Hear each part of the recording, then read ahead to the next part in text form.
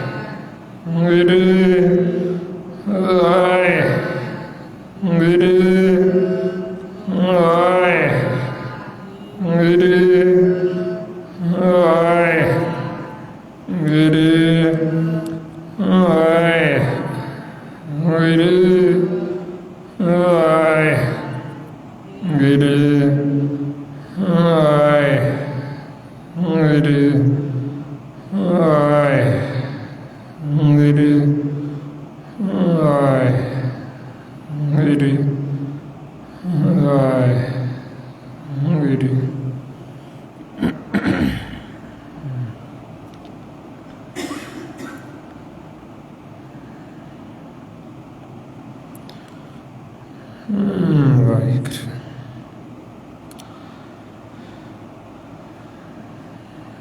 ਗੁਰੂ ਜੀ ਦੀ ਸਾਜੀ ਨਵਾਜੀ ਗੁਰੂ ਰੂਪ ਗੁਰੂ ਪਿਆਰੀ ਸਾਧ ਸੰਗਤ ਜੀ, ਵਾਹਿਗੁਰੂ ਜੀ ਕਾ ਖਾਲਸਾ ਵਾਹਿਗੁਰੂ ਜੀ ਕੀ ਫਤਿਹ। ਗੁਰਮੁਖ ਪਿਆਰਿਓ, ਗੁਰਬਾਣੀ ਗੁਰੂ ਵਿੱਚ ਜੋ ਆਪਾਂ ਨੂੰ ਗੁਰੂ ਸਾਹਿਬਾਨਾਂ ਨੇ, ਭਾਗਦਾਨੀ ਗੁਰਸਿੱਖਾਂ ਨੇ, ਸੰਤ ਸਾਧੂ ਜਨਾਂ ਨੇ, ਸਤਿਗੁਰੂ ਗੁਰੂ ਨਾਨਕ ਪਾਤਸ਼ਾਹ ਨੇ ਉਪਦੇਸ਼ ਬਖਸ਼ਿਸ਼ ਕੀਤਾ ਹੈ। ਸਤਿਗੁਰੂ ਸਮਝਾਉਂਦੇ ਵੀ ਇਸ ਲੋਕ ਦੇ ਵਿੱਚ ਜਦੋਂ ਗੁਰਮੁਖ ਵਿਚਾਰ ਕਰਦੇ ਮਾਲਕ ਦੀ, ਪਰਮੇਸ਼ਰ ਦੀ, ਉਹਨਾਂ ਨੇ ਵਿਚਾਰ ਕਰਨੀ ਹੁੰਦੀ ਚੌਥੇ ਪਦ ਦੀ, ਅਕਥ ਕਹਾਣੀ ਕਰਨੀ, ਅਕਥ ਕਥ। ਹੁਣ ਸੰਸਾਰ ਦੇ ਵਿੱਚ ਜੀਵ ਆਦਿ ਨੇ ਸੰਸਾਰ ਦੀ ਭਾਸ਼ਾ ਨੂੰ ਸਮਝਣ ਦੀ, ਸੰਸਾਰ ਦੀਆਂ ਦੁਨਿਆਵੀ ਮਾਇਆ ਦੀਆਂ ਗੱਲਾਂ। ਹੁਣ ਉਹ ਜਦੋਂ ਗੁਰਮੁਖ ਚੌਥੇ ਪਦ ਦੀ ਵਿਚਾਰ ਕਰਦੇ, ਜੀਵਨ ਨੂੰ ਸਮਝ ਨਹੀਂ ਆਉਂਦੀ। ਨਾ ਸਮਝ ਆਉਣ ਕਰਕੇ ਫਿਰ ਉਹਨਾਂ ਦੀ ਨਿੰਦਿਆ ਕਰਨੀ ਸ਼ੁਰੂ ਕਰ ਦਿੰਦੇ। ਫਿਰ ਉਹਨਾਂ ਨੂੰ ਕਹਿੰਦੇ ਵੀ ਇਹ ਤਾਂ ਬੌਰੇ, ਬੌਰੇ ਆਪ ਹੋਏ ਹੋਏ, ਕਮਲੇ ਆਪ ਹੋਏ ਹੋਏ। ਤੇ ਕਹਿੰਦੇ ਉਹਨਾਂ ਗੁਰਮੁਖਾਂ ਨੂੰ।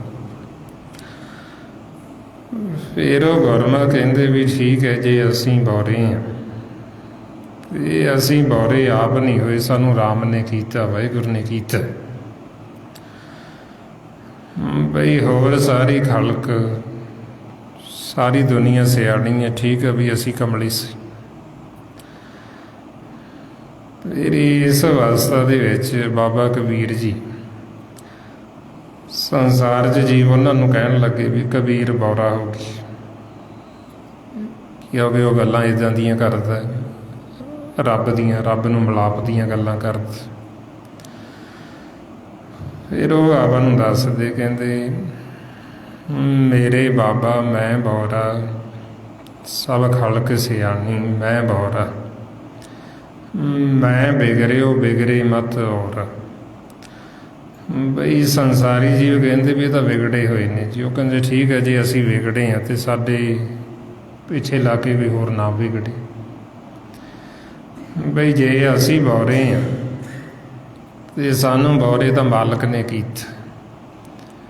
ਆਪ ਨਾ ਬੌਰਾ ਰਾਮ ਕੀਓ ਹੈ ਬੌਰਾ, ਸਤਿਗੁਰ ਜਾਰ ਗਇਓ ਭਰਮ ਮੋਰਾ। ਉਹ ਕਹਿੰਦੇ ਵੀ ਸਾਡਾ ਤਾਂ ਭਰਮ ਸਤਿਗੁਰ ਨੇ ਜਾਲਤ।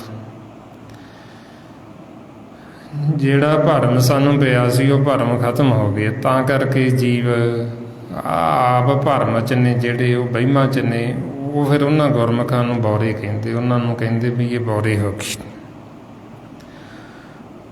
ਫਿਰ ਉਹ ਕਹਿੰਦੇ ਵੀ ਬੌਰਾ ਉਹ ਨਹੀਂ ਹੈ। ਬੌਰਾ ਅਸਲ ਦੇ ਵਿੱਚ ਕਮਲਾ ਉਹ ਹੈ ਜਿਹੜਾ ਆਪਦੇ ਆਪੇ ਦੀ ਪਹਿਚਾਣ ਨਹੀਂ ਕਰਦਾ। ਸੋ ਬੌਰਾ ਜੋ ਆਪ ਨਾ ਪਛਾਣੇ, ਆਪ ਪਛਾਣੇ ਤਾਂ ਏਕੇ ਜਾਣੇ। ਬਈ ਅਸਲ ਦੇ ਵਿੱਚ ਗੁਰਬਾਣੀ ਗੁਰੂ ਵਿੱਚ ਉਹਨੂੰ ਬੌਰਾ, ਉਹਨੂੰ ਕਮਲਾ ਕਹਿੰਦੇ ਜਿਹਨੂੰ ਆਪਦੇ ਆਪੇ ਦੀ ਪਹਿਚਾਣ ਨਹੀਂ, ਜਿਹਨੂੰ ਪਤਾ ਹੀ ਨਹੀਂ ਵੀ ਮੈਂ ਹੈ ਕੌਣ। ਉਹ ਬੌਰਾ। ਜਿਹਨੇ ਆਪਣੇ ਆਪੇ ਦੀ ਪਹਿਚਾਣ ਕਰ ਲਈ ਉਹ ਤਾਂ ਫਿਰ ਇੱਕ ਨੂੰ ਜਾਣਦਾ, ਮਾਲਕ ਪਰਮਾਤਮਾ ਨੂੰ। ਇਸ ਕਰਕੇ ਉਹ ਫਿਰ ਇੱਕ ਦੇ ਗੁਣ ਗਾਉਂਦਾ, ਮਾਲਕ ਦੀ। ਸੋ ਇਸ ਵਾਸਤੇ ਫਿਰ ਸਮਝਾਉਂਦੇ ਬਈ ਸੰਸਾਰੀ ਜੀਵ ਉਹਨਾਂ ਨੂੰ ਕਮਲੇ ਕਹਿੰਦੇ ਜਿਹੜੇ ਗੁਰਮੁਖ ਨੇ। ਅਸਲ ਦੇ ਵਿੱਚ ਕਮਲੇ ਅਸੀਂ ਖੁਦ ਹੋਏ ਹੋਏ ਹਾਂ। ਮਾਰੇ ਸੱਚੇ ਪਾਤਸ਼ਾਹ ਕਹਿੰਦੇ ਬਿਨ ਨਾਮੇ ਜਗ ਕਮਲਾ ਫਿਰੇ।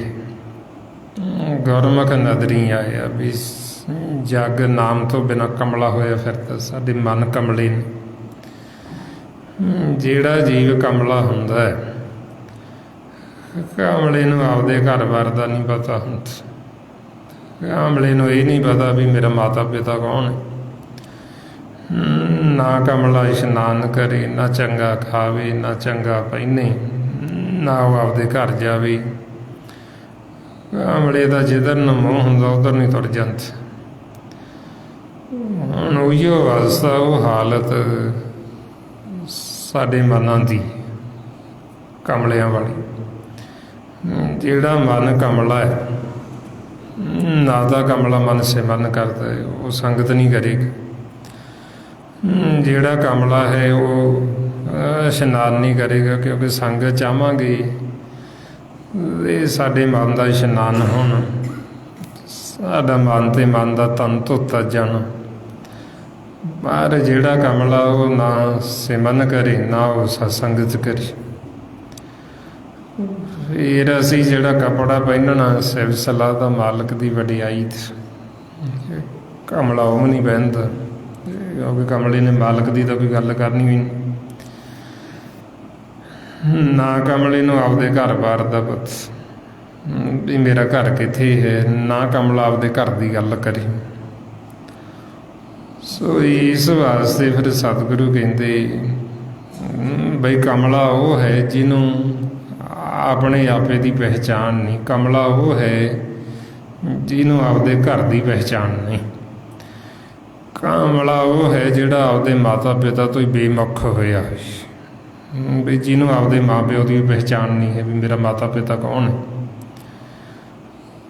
ਇਸ ਵਾਸਤੇ ਫਿਰ ਸਮਝਾਉਂਦੇ ਬਈ ਇਹ ਕਮਲਾ ਕਾਹਤੋਂ ਮਨ ਹੋ ਗਿਆ, ਕਿਉਂਕਿ ਇਹ ਹੁਕਮ ਤੋਂ ਆਕੀ ਹੋ ਗਿਆ, ਨਾਮ ਤੋਂ ਦੂਰ ਹੋਣ ਕਰਕੇ ਇਹ ਮਹਾਰਾਜ ਕਹਿੰਦੇ ਕਮਲਾ ਹੋਇਆ ਫਿਰਦਾ।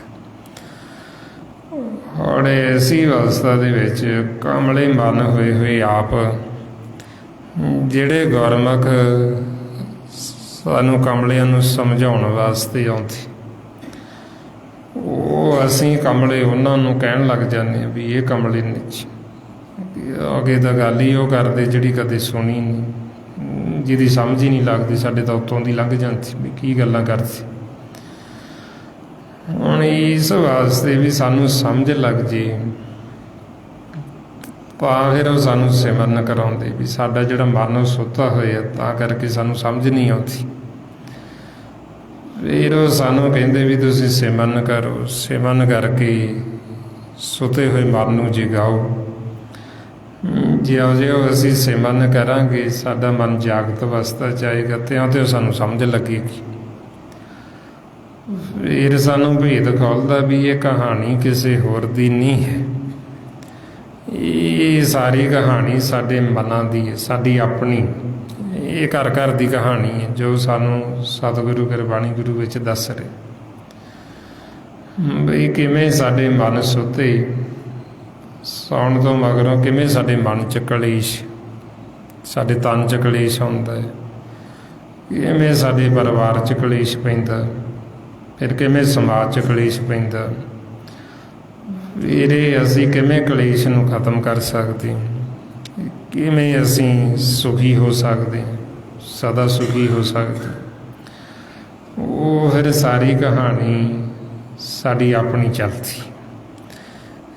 ਹੁਣ ਇਹ ਆਪਣੀ ਕਹਾਣੀ ਸਾਨੂੰ ਸਮਝ ਫੇਰ ਹੀ ਲੱਗੇਗੀ ਜੇ ਅਸੀਂ ਸਤ ਸੰਗਤ ਕਰਾਂਗੇ, ਸਿਮਰਨ ਕਰਾਂਗੇ। ਹੁਣ ਜਿਹੜੇ ਸਿਮਰਨ ਕਰਦੇ ਗੁਰਮੁਖ ਜਿਨ੍ਹਾਂ ਨੇ ਸਾਨੂੰ ਸਮਝਾਉਣਾ, ਉਹਨਾਂ ਨੂੰ ਜੀਵ ਕਹਿੰਦੇ ਵੀ ਇਹ ਤਾਂ ਬੋਰੇ ਨੇ ਜੀ। ਅਤੇ ਤਾਂ ਕਰਕੇ ਫਿਰ ਜੇ ਅਸੀਂ ਉਹਨਾਂ ਗੁਰਮੁਖਾਂ ਨੂੰ ਹੀ ਬੋਰੇ ਆਖਾਂਗੇ ਅਤੇ ਫਿਰ ਅਸੀਂ ਕਿੱਥੋਂ ਸਮਝਾਂਗੇ। ਜਿਵੇਂ ਮੰਨ ਲਓ ਵੀ ਜੇ ਕੋਈ ਟੀਚਰ ਉਹਨੇ ਬੱਚਿਆਂ ਨੂੰ ਪੜ੍ਹਾਉਣਾ ਹੈ ਅਤੇ ਬੱਚੇ ਉਹਨੂੰ ਕਹਿਣ ਵੀ ਇਹ ਤਾਂ ਟੀਚਰ ਹੀ ਕੰਮ ਲਾਏ ਜੀ, ਅਤੇ ਉਦੋਂ ਕਿੱਥੋਂ ਪੜ੍ਹਨਗੇ ਉਹ? ਕਿਉਂਕਿ ਜੋ ਉਹਨੇ ਕਹਿਣਾ ਉਹਨਾਂ ਨੇ ਮੰਨਣਾ ਨਹੀਂ ਉਹਨਾਂ ਦਾ ਕਹਿਣਾ।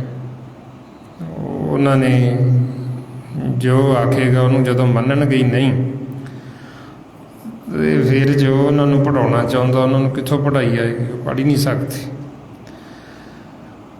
ਹੁਣ ਇਸ ਵਾਸਤੇ ਫਿਰ ਸੱਚੇ ਪਾਤਸ਼ਾਹ ਆਪ ਨੂੰ ਸਮਝਾਉਂਦੇ ਵੀ ਜਿਹੜਾ ਹੁਣ ਮਨ ਕਮਲਾ ਹੋਇਆ, ਕਾਮਲੇ ਨੂੰ ਇੰਨੀ ਵੀ ਨਹੀਂ ਸੋਝੀ ਰਹੀ ਵੀ ਇਹਦੇ ਵਿੱਚ ਮੇਰਾ ਹੀ ਭਲਾ ਹੋਣਾ।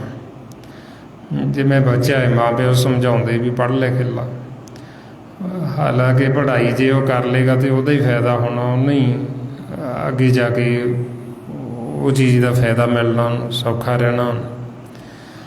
ਪਰ ਉਹਨੂੰ ਕਈ ਵਾਰੀ ਇਉਂ ਲੱਗਦਾ ਵੀ ਮੈਨੂੰ ਕਾਹਤੋਂ ਕਹਿੰਦੇ ਨੇ, ਬਈ ਉਹਨੂੰ ਉਹਨਾਂ ਦਾ ਮਾਂ ਪਿਓ ਦਾ ਆਖਿਆ ਹੋਇਆ ਵੀ ਉਹ ਕਈ ਵਾਰੀ ਉਹਨੂੰ ਚੰਗਾ ਨਹੀਂ ਲੱਗਦਾ ਵੀ ਮੈਨੂੰ ਕਿਉਂ ਪੜ੍ਹਨ ਨੂੰ ਕਹਿੰਦੇ ਨੇ, ਮੈਨੂੰ ਕਿਉਂ ਕਹਿੰਦੇ ਸਕੂਲ ਜਾਣ ਨੂੰ, ਹਾਲਾਂਕਿ ਕਹਿੰਦੇ ਉਹਦੇ ਭਲੇ ਵਾਸਤੇ। ਔਰ ਇਸੇ ਤਰ੍ਹਾਂ ਹੀ ਗੁਰਮੁਖ ਸਾਨੂੰ ਕਹਿੰਦੇ ਵੀ ਤੁਸੀਂ ਸਿਮਰਨ ਕਰੋ, ਸੰਗਤ ਕਰੋ। ਹੁਣ ਜਿਹੜੇ ਮਨ ਕਮਲੇ ਹੋਏ ਉਹਨਾਂ ਨੂੰ ਇਹ ਆਖਿਆ ਹੋਇਆ ਵੀ ਚੰਗਾ ਨਹੀਂ ਲੱਗਦਾ ਵੀ ਸਾਨੂੰ ਕਾਹਤੋਂ ਕਹਿੰਦੇ ਨੇ ਵੀ ਸਿਮਰਨ ਕਰੋ ਜਾਂ ਸੰਗਤ ਦੇ ਵਿੱਚ ਆਓ। ਉਹਨਾਂ ਨੂੰ ਇੰਨੀ ਗੱਲ ਆਖੀ ਹੋਈ ਵੀ ਉਹਨਾਂ ਨੂੰ ਕ੍ਰੋਧ ਚੜ੍ਹਦਾ, ਉਹਨਾਂ ਨੂੰ ਬੁਰੀ ਲੱਗਦੀ। ਹੁਣ ਇਹ ਨਹੀਂ ਭੇਦ ਵੀ ਉਹਨਾਂ ਨੂੰ ਵੀ ਇਹਦੇ ਵਿੱਚ ਫਾਇਦਾ ਸਾਡਾ ਹੀ ਹੋਣਾ। ਜੇ ਹੁਣ ਕੋਈ ਜੀਵ ਸਿਮਰਨ ਕਰਦਾ ਹੈ ਉਹਦੇ ਵਿੱਚ ਉਹਨੂੰ ਹੀ ਫਾਇਦਾ ਹੋਣਾ, ਇਹ ਤਾਂ ਨਹੀਂ ਵੀ ਸਾਨੂੰ ਉਹਦੇ ਵਿੱਚੋਂ ਕੁਝ ਫਾਇਦਾ ਹੋਣਾ। ਫਾਇਦਾ ਤਾਂ ਉਹਨੂੰ ਹੀ ਹੋਣਾ ਸਭ ਤੋਂ ਵੱਡਾ। ਜੇ ਜੀਵ ਸੰਗਤ ਕਰੇਗਾ ਉਹਦੇ ਵਿੱਚ ਉਹਦਾ ਹੀ ਭਲਾ ਹੋਣਾ, ਉਹਨੂੰ ਹੀ ਲਾਹਾ ਮਿਲਣਾ, ਉਹਦਾ ਮਨ ਹੈ ਜਿਹੜਾ ਉਹਨੇ ਕਮਲੇ ਤੋਂ ਸਿਆਣਾ ਹੋ ਜਾਣਾ।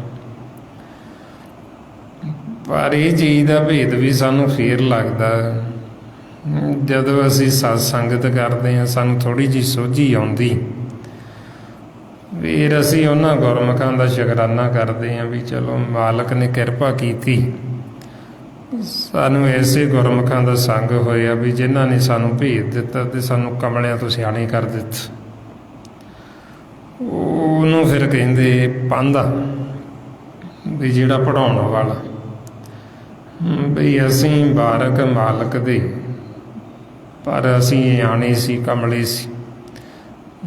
ਧੰਨ ਹੈ ਉਹ ਪਾਂਧਾ ਗੁਰੂ ਜਿਹਨੇ ਮਾਲਕ ਦਾ ਉਪਦੇਸ਼ ਦੇ ਕੇ ਸਾਨੂੰ ਸਮਝਾ ਕੇ ਵਾਰ ਬਈ ਕਮਲਿਆਂ ਤੋਂ ਸਿਆਣੀ ਕਰ ਦਿੱਤੀ। ਮਾਰੇ ਫਰਮਾਉਂਦੇ ਮੇਰੇ ਰਾਮ, ਹਮ ਬਾਰਕ ਹਰ ਪ੍ਰਭ ਕੀਹੇ ਆਣੇ। ਧੰਨ ਧੰਨ ਗੁਰੂ ਗੁਰ ਸਤਿਗੁਰ ਪਾਂਧਾ, ਜਿਨ ਹਰ ਉਪਦੇਸ਼ ਦੇ ਕੀਏ ਸਿਆਣੇ।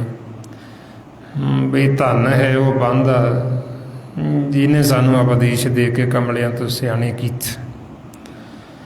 ਹੁਣ ਸਤਿਗੁਰੂ ਆਪਾਂ ਨੂੰ ਉਪਦੇਸ਼ ਦੇ ਰਹੇ, ਗੁਰਬਾਣੀ ਗੁਰੂ ਸਾਨੂੰ ਭੁੱਲਿਆ ਹੋਇਆਂ ਨੂੰ ਰਸਤਾ ਦੱਸਦੀ, ਮਾਰਗ ਦੱਸਦੀ। ਫਿਰ ਸਾਨੂੰ ਐਸਾ ਗੁਰੂ ਬੜੇ ਵੱਡੇ ਭਾਗਾਂ ਦੇ ਨਾਲ ਮਿਲਦਾ, ਜਿਹੜਾ ਸਾਨੂੰ ਭੁੱਲਿਆਂ ਨੂੰ ਰਸਤਾ ਦੱਸਦਾ। ਮਾਰੇ ਫਰਮਾਉਂਦੇ ਭੂਲੇ ਮਾਰਗ ਜਿਨੇ ਬਤਾਇਆ, ਐਸਾ ਗੁਰ ਬੜ ਭਾਗੀ ਪਾਇਆ। ਬਈ ਜਿਹਨੇ ਸਾਨੂੰ ਭੁੱਲਿਆ ਹੋਇਆਂ ਨੂੰ ਮਾਰਗ ਦੱਸਿਆ, ਰਸਤਾ ਦੱਸਿਆ। ਜਿਹੜੇ ਰਸਤੇ 'ਤੇ, ਜਿਹੜੇ ਮਾਰਗ 'ਤੇ ਅਸੀਂ ਪਹਿਲਾਂ ਚੱਲਦੇ ਹਾਂ, ਉਹਨੂੰ ਧਾਰ ਦਾ ਰਸਤਾ ਕਹਿੰਦੇ। ਉਹ 'ਤੇ ਚੱਲਦੇ ਹੋਏ ਅਸੀਂ ਲੁੱਟੇ ਜਾਂਦੇ, ਉਹਦੇ 'ਤੇ ਚੱਲਦੇ ਹੋਏ ਅਸੀਂ ਹਰ ਸਮੇਂ ਦੁਖੀ ਰਹਿੰਦੇ ਹਾਂ, ਸ਼ਾਂਤ ਰਹਿੰਦੇ ਹਾਂ। ਸਾਨੂੰ ਫਿਰ ਇਹ ਦੋਵੇਂ ਮਾਰਗਾਂ ਦਾ ਭੇਤ ਸੰਤ ਜਨ ਦੱਸਦੇ ਵੀ ਜਿਹੜੇ ਪੈਂਡੇ 'ਤੇ ਅਸੀਂ ਚੱਲਦੇ ਹੋਏ ਲੁੱਟੇ ਜਾਣਾ ਹੈ, ਦੁਖੀ ਰਹਿਣਾ, ਸ਼ਾਂਤ ਰਹਿਣਾ, ਤੁਸੀਂ ਇਹ ਮਾਰਗ, ਇਹ ਪੈਂਡਾ ਹੀ ਛੱਡ ਦਿਓ। ਤੁਸੀਂ ਇਹ ਰਸਤੇ 'ਤੇ ਜਾਓ ਨਾ, ਤੁਸੀਂ ਸੰਤ ਮਾਰਗ 'ਤੇ ਚੱਲੋ। ਜਦੋਂ ਅਸੀਂ ਸੰਤ ਮਾਰਗ 'ਤੇ ਚੱਲਾਂਗੇ ਤੇ ਅਸੀਂ ਆਪਦੇ ਘਰ ਚਲੇ ਜਾਵਾਂਗੇ। ਮਹਾਰਾਜ ਇਸ ਲਈ ਫਰਮਾਉਂਦੇ, ਜੈ ਪੈਂਡੇ ਲੂਟੀ ਪਨਹਾਰੀ, ਸੋ ਮਾਰਗ ਸੰਤ ਅੰਦਰਾਰੀ। ਜਦੋਂ ਅਸੀਂ ਸੰਤ ਮਾਰਗ 'ਤੇ ਚੱਲਦੇ ਹਾਂ, ਸੰਤਾਂ ਦਾ ਜਦੋਂ ਅਸੀਂ ਸੰਗ ਕਰਦੇ ਹਾਂ, ਸੰਤ ਆਪ ਪਰਮਾਤਮਾ ਦਾ ਰੂਪ ਹੁੰਦੇ। ਜਦੋਂ ਅਸੀਂ ਉਹਨਾਂ ਦਾ ਸੰਗ ਕਰਾਂਗੇ ਤੇ ਸਾਨੂੰ ਵੀ ਉਹ ਆਪਦੀ ਵਰਗੇ ਹੀ ਕਰ ਲੈਣਗੇ। ਜਿਵੇਂ ਜਿਹਦਾ ਸੰਗ ਜੀਵਨ ਹੁੰਦਾ, ਉਹ ਫਿਰ ਉਹਦੇ ਵਰਗਾ ਹੀ ਹੋ ਜਾਂਦਾ। ਮਹਾਰਾਜ ਉਹਦੇ ਵਾਸਤੇ ਫਿਰ ਉਦਾਹਰਨਾਂ ਦਿੰਦੇ ਬਈ ਜਿਵੇਂ ਮਹਾਰਾਜ ਕਹਿੰਦੇ ਵੀ ਪਾਰਸ ਹੈ, ਪਾਰਸ ਦਾ ਸੰਗ ਕਰ ਲਿਆ ਲੋਹੇ ਨੇ। ਜਦੋਂ ਲੋਹੇ ਨੂੰ ਪਾਰਸ ਦਾ ਸੰਗ ਹੋ ਗਿਆ ਤੇ ਉਹ ਲੋਹਾ ਸੀ ਜਿਹੜਾ ਉਹ ਸੋਨਾ ਬਣ ਗਿਆ, ਉਹ ਕੰਚਨ ਬਣ ਗਿਆ। ਮਹਾਰਾਜ ਕਹਿੰਦੇ ਪਾਰਸ ਕੇ ਸੰਗ ਲੋਹਾ ਵਿਗਰਿਓ, ਸੋ ਲੋਹਾ ਕੰਚਨ ਹੋਏ ਨਿਬਰਿਓ। ਵੀ ਉਹ ਜਿਹੜਾ ਲੋਹਾ ਸੀ ਉਹ ਕੀ ਬਣ ਗਿਆ, ਉਹ ਕੰਚਨ ਹੋ ਗਿਆ, ਸੋਨਾ ਹੋ ਗਿਆ ਉਹਦਾ ਸੰਗ ਕਰਕੇ। ਇਸੇ ਤਰ੍ਹਾਂ ਹੀ ਫਿਰ ਜਿਹਦਾ ਜੀਵ ਸੰਗ ਕਰਦਾ, ਜਿਵੇਂ ਉਹ ਕਹਿੰਦੇ ਵੀ ਸੰਗ ਤਾਂਬੇ ਨੇ ਕਰ ਲਿਆ ਜਾਂ ਕਾਸ਼ੀ ਨੇ ਕਰ ਲਿਆ, ਉਹ ਫਿਰ ਉਹਦਾ ਹੀ ਰੂਪ ਹੋ ਜਾਂਦੇ। ਹੁਣ ਜਦੋਂ ਅਸੀਂ ਸੰਤਾਂ ਦਾ ਸੰਗ ਕਰਦੇ, ਫਿਰ ਅਸੀਂ ਮਾਲਕ ਦਾ ਰੂਪ ਹੋ ਜਾਂਦੇ। ਮਹਾਰਾਜ ਕਹਿੰਦੇ ਸੰਤਨ ਕੇ ਸੰਗ ਕਬੀਰਾ ਬਿਗਰਿਓ, ਸੋ ਕਬੀਰ ਰਾਮੇ ਹੋਏ ਨਿਬਰਿਓ। ਬਈ ਜੀਵ ਕਹਿੰਦੇ ਬਈ ਸੰਤਾਂ ਦਾ ਸੰਗ ਕਰਕੇ ਕਬੀਰ ਹੈ ਜਿਹੜਾ ਉਹ ਵਿਗੜ ਗਿਆ। ਤੇ ਉਹ ਕਹਿੰਦੇ ਜੇ ਕਬੀਰ ਕਹਿੰਦੇ ਵੀ ਮੈਂ ਵਿਗੜ ਗਿਆ ਤੇ ਉਹ ਰਾਮ ਦਾ ਰੂਪ ਹੀ ਹੋ ਕੇ ਨਿਬੜੇ, ਉਹ ਮਾਲਕ ਦਾ ਰੂਪ ਹੀ ਹੋ ਗਿਆ ਜੇ ਉਹਨੇ ਸੰਤਾਂ ਦਾ ਸੰਗ ਕੀਤਾ। ਇਸ ਵਾਸਤੇ ਫਿਰ ਸਾਨੂੰ ਕਹਿੰਦੇ ਵੀ ਜਦੋਂ ਅਸੀਂ ਸੰਤਾਂ ਦਾ ਸੰਗ ਕਰਦੇ ਹਾਂ, ਸੰਤ ਉਹ ਆਪ ਮਾਲਕ ਦਾ ਰੂਪ ਹੁੰਦੇ ਤੇ ਉਹ ਸਾਨੂੰ ਵੀ ਮਾਲਕ ਦੇ ਨਾਲ ਜੋੜ ਦਿੰਦੇ ਤੇ ਮਾਲਕ ਨੂੰ ਮਿਲ ਕੇ ਅਸੀਂ ਵੀ ਮਾਲਕ ਦਾ ਹੀ ਰੂਪ ਬਣ ਜਾਂਦੇ। ਇਸ ਵਾਸਤੇ ਮਹਾਰਾਜ ਕਹਿੰਦੇ ਵੀ ਜਿਵੇਂ ਚੰਦਨ, ਚੰਦਨ ਦਾ ਰੁੱਖ ਹੈ ਜਿਹੜਾ ਉਹਦੇ ਕੋਲ ਚੰਦਨ ਦੇ ਵੱਸਦਾ ਹੈ, ਉਹਦੇ ਵਿੱਚ ਵੀ ਉਹ ਚੰਦਨ ਦੀ ਸੁਗੰਧੀ ਪੈਦਾ ਹੋ ਜਾਂਦੀ। ਮਹਾਰਾਜ ਕਹਿੰਦੇ ਕਬੀਰ ਚੰਦਨ ਕਾ ਬਿਰਬਾ ਭਲਾ, ਬੇੜਿਓਂ ਢਾਕ ਭਲਾ, ਸੋਏ ਵੀ ਚੰਦਨ ਹੋਏ ਰਹੇ ਬਸੇ ਜੋ ਚੰਦਨ ਪਾਸ। ਬਈ ਜਿਹੜਾ ਚੰਦਨ ਪਾਸ ਵੱਸਦਾ ਹੈ, ਉਹ ਚੰਦਨ ਦੀ ਸੁਗੰਧੀ ਉਹਦੇ ਵਿੱਚ ਪੈਦਾ ਹੋ ਜਾਂਦੀ, ਉਹ ਚੰਦਨ ਵਰਗਾ ਹੀ ਹੋ ਜਾਂਦਾ। ਔਰ ਇਸੇ ਤਰ੍ਹਾਂ ਹੀ ਜੇ ਅਸੀਂ ਸੰਗ ਕਰਾਂਗੇ ਗੁਰਮੁਖਾਂ ਸੰਤਾਂ ਦਾ, ਜਿਹੜੇ ਆਪ ਮਾਲਕ ਦੇ ਨਾਲ ਜੁੜੇ, ਜਿਹੜੇ ਆਪ ਪਰਮਾਤਮਾ ਦੀ ਬੰਦਗੀ ਕਰਦੇ, ਜਦੋਂ ਅਸੀਂ ਉਹਨਾਂ ਦਾ ਸੰਗ ਕਰਾਂਗੇ, ਉਹ ਜਿਹਦੇ ਨਾਲ ਜੁੜੇ ਉਹ ਸਾਨੂੰ ਵੀ ਉਹਦੇ ਨਾਲ ਹੀ ਜੋੜਨਗੇ ਮਾਲਕ ਸੀ। ਉਹ ਸਾਨੂੰ ਵੀ ਕਹਿਣਗੇ ਵੀ ਤੁਸੀਂ ਵੀ ਸਿਮਰਨ ਬੰਦਗੀ ਕਰੋ, ਭਗਤੀ ਕਰੋ। ਜਦੋਂ ਅਸੀਂ ਵੀ ਉਹਨਾਂ ਦੀ ਦੱਸੀ ਹੋਈ ਕਾਰ ਕਮਾਵਾਂਗੇ, ਉਹਨਾਂ ਦਾ ਵਚਨ ਕਮਾਵਾਂਗੇ, ਤੇ ਅਸੀਂ ਇਹ ਸੰਸਾਰ ਸਾਗਰ, ਭਵ ਸਾਗਰ ਤੋਂ ਪਾਰ ਲੰਘ ਜਾਵਾਂਗੇ। ਇਸ ਲਈ ਸਤਿਗੁਰੂ ਆਪਾਂ ਨੂੰ ਫਰਮਾਉਂਦੇ, ਸੰਤੋ ਸਾਗਰ ਪਾਰ ਉਤਰੀਏ, ਜੇ ਕੋ ਬਚਨ ਕਮਾਵੇ ਸੰਤਨ ਕਾ ਸੋ ਗੁਰ ਪ੍ਰਸਾਦੀ ਤਰੀਏ। ਬਈ ਜੇ ਅਸੀਂ ਸੰਤਾਂ ਦਾ ਬਚਨ ਕਮਾਈਏ ਤੇ ਅਸੀਂ ਤਰ ਜਾਈਏ। ਹੁਣ ਸੰਤਾਂ ਦਾ ਬਚਨ ਕਮਾਉਣਾ ਹੀ ਇਹ ਸੰਤਾਂ ਦੀ ਸੇਵਾ ਹੁੰਦੀ। ਸੰਤ ਸਾਨੂੰ ਕਹਿੰਦੇ ਸਿਮਰਨ ਕਰੋ, ਸਾਨੂੰ ਕਹਿੰਦੇ ਸਤ ਸੰਗਤ ਕਰੋ। ਜਦੋਂ ਅਸੀਂ ਕਰਾਂਗੇ ਇਹ ਸਿਮਰਨ ਕਰਾਂਗੇ, ਸੰਤਾਂ ਦੀ ਸੇਵਾ, ਸੰਤ ਦੀ ਸੇਵਾ ਨਾਮ ਤੇ ਆਈਏ। ਜਦੋਂ ਅਸੀਂ ਉਹਨਾਂ ਦੀ ਇਹ ਸੇਵਾ ਕਰਦੇ, ਸਿਮਰਨ ਕਰਦੇ, ਇਹ ਸਮਝ ਲਓ ਇਹ ਉਹਨਾਂ ਦੀ ਅਸੀਂ ਸੇਵਾ ਕਰ ਰਹੇ ਹਾਂ। ਹੁਣ ਜੇ ਅਸੀਂ ਉਹਨਾਂ ਦੀ ਸੇਵਾ ਕਰਾਂਗੇ, ਅਸੀਂ ਇਹ ਭਵ ਸਾਗਰ ਤੋਂ ਪਾਰ ਲੰਘ ਜਾਵਾਂਗੇ। ਸੰਤ ਜਦੋਂ ਸਾਨੂੰ ਇਹ ਮਾਰਗ ਦੱਸਦੇ, ਸਮਝਾਉਂਦੇ ਵੀ ਤੁਸੀਂ ਸਿਮਰਨ ਕਰੋ, ਹੁਣ ਤੁਸੀਂ ਕਰ ਸਕਦੇ, ਹੁਣ ਤੁਸੀਂ ਆਪਣੇ ਆਪੇ ਦੀ ਪਹਿਚਾਣ ਕਰੋ।